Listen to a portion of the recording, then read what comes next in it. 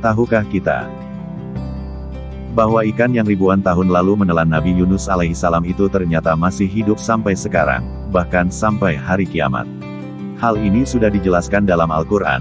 Andai Yunus itu tidak beristighfar, tentu ia akan tinggal dalam perut ikan tersebut sampai hari kebangkitan.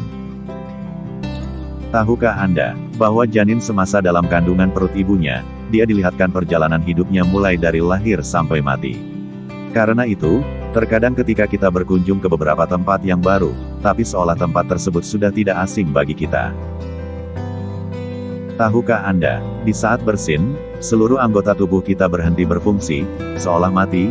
Ini terjadi dalam hitungan detik, setelah itu berfungsi normal kembali. Inilah kenapa dalam Islam disunahkan membaca Alhamdulillah setelah bersin, sebagai ungkapan syukur atas berfungsinya kembali seluruh anggota badan kita. Tahukah Anda, menguap itu bukan tanda bahwa kita mengantuk, tapi itu adalah pertanda bahwa tubuh kita butuh tambahan oksigen. Tahukah Anda, bahwa memakan kurma dalam jumlah genap itu akan menghasilkan gula darah? Karena itu Rasulullah menganjurkan kita untuk memakannya dalam jumlah ganjil, agar berubah menjadi karbohidrat. Tahukah Anda, bahwa tepat setelah dikumandangkannya azan itu, adalah waktu yang mustajab untuk berdoa? Tahukah Anda, di mana dosa-dosa kita diletakkan ketika kita sholat?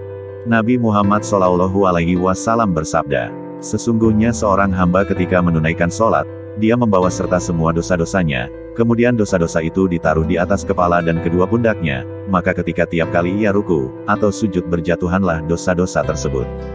Wahai orang-orang yang biasa tergesa-gesa dalam sholatnya, tenanglah, dan tahanlah lebih lama ruku, dan sujudmu, agar lebih banyak lagi berguguran dosa-dosamu.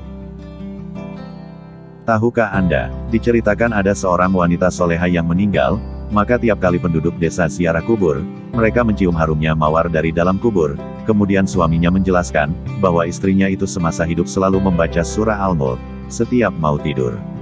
Sesungguhnya surah Al-Mulk itu menyelamatkan dari siksa kubur. Tahukah Anda, ketika kita membaca ayat kursi tiap usai sholat, maka tidak ada penghalang antara kita dan surga kecuali maut. Tahukah Anda, bahwa para malaikat mendoakan kita ketika usai sholat?